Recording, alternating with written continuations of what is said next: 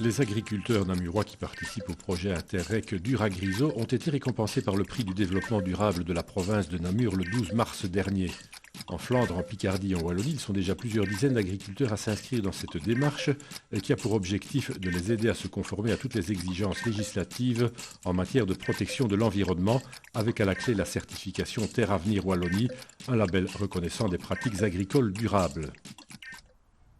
Michel Doun, cet agriculteur à Bouge, sur les hauteurs de Namur. Quand il a entendu parler du projet Duragriso, il n'a pas hésité. Je me suis inscrit parce que j'aimais bien le terme durable dans le Duragriso, parce que j'aime bien l'agriculture durable, justement, qui respecte un peu l'environnement. Et alors aussi, moi, un de mes objectifs, c'est de faire une grande diminution au niveau des intrants phytopharmaceutiques et une meilleure gestion de tous ces produits-là. C'est le Centre wallon de recherches agronomiques qui coordonne l'association d'agriculteurs wallons qui se sont investis dans le projet Duragriso. Le projet consiste en fait à transposer une démarche testée par des agriculteurs français et appliquée par les agriculteurs français sur le territoire belge. Cette démarche consiste à mettre en place un accompagnement, une aide à la gestion des risques environnementaux et accompagner les agriculteurs dans leur amélioration continue par rapport à leurs différents impacts. En Europe, pour la conduite des exploitations dans une perspective de développement durable, il existe plus d'une centaine de règlements qui définissent les pratiques agricoles respectueuses de l'environnement. Petite idée, aujourd'hui on est à 126 fiches. Donc sur ces 126 fiches qui ont été faites pour le cadre wallon, une exploitation tourne avec une cinquantaine de fiches, avec pour chacune des fiches une vingtaine de questions. Et c'est pour déchiffrer ces règlements, rationaliser et faciliter la mise en œuvre des prescriptions qu'ils contiennent que le projet Duragriso a été lancé en Wallonie. La toute première démarche dans ce projet, c'est de faire un diagnostic de l'exploitation.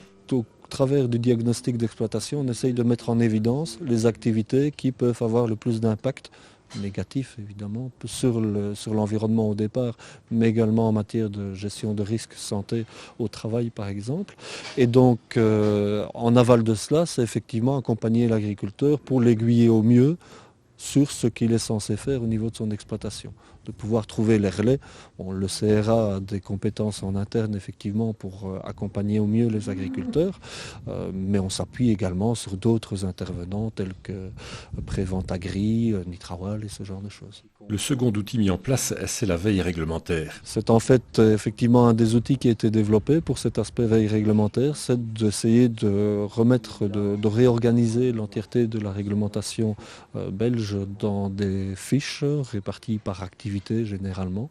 Ces fiches intègrent des réglementations par rapport au permis d'environnement, donc là où on entend bien qu'il y a des aspects de type certification environnementale, mais on a également repris là-dedans tout ce qui est guide sectoriel, tout ce qui est éco-conditionnalité, donc qui permet de garantir pour les agriculteurs leur éligibilité aux aides de la PAC. Michel Doun a ciblé 3 priorités pour cette année, la gestion de l'atelier et des fuels, la laiterie et les produits phytosanitaires. C'est la mise en norme de mes fuels, les hydrocarbures et alors l'azote liquide. Donc mettre tout en ordre pour éviter des débordements. Point de vue de la laiterie, donc j'ai mis des bacs de rétention dessous de tous mes produits acides, détergents et tout ça, pour si jamais il y a un débordement ou une fuite, c'est récolté, donc pour ne pas que ça aille directement aux égouts. Et alors au niveau phyto, je suis mis en ordre avec mon local phyto, toute une série d'affichages justement s'il y a des procédures, s'il y a un accident, savoir ce qu'on doit faire et agir correctement. Le fait d'avoir une réflexion là-dessus, ça éclaire certaines pratiques que vous aviez qui n'étaient peut-être pas bonnes ou pas idéales? Certainement, il y a des pratiques qu'on fait par habitude et c'est toute une remise en question parce qu'on a eu beaucoup de modules de formation où on est tout en groupe et alors on discute beaucoup entre nous, on en parle, on voit ce que les autres font parce que tous les modules de formation se font en général chez un agriculteur ou proche d'un agriculteur. On va chaque fois visiter son exploitation, donc on voit ce qui se passe chez un autre, ce que lui a mis en place, est-ce que ça fonctionne, est-ce que ça peut aller, est-ce que c'est faisable. La finalité du projet, c'est donc d'attribuer aux agriculteurs qui ont participé à cette démarche une certification. Et qui portera le nom de Terre Avenir Wallonie.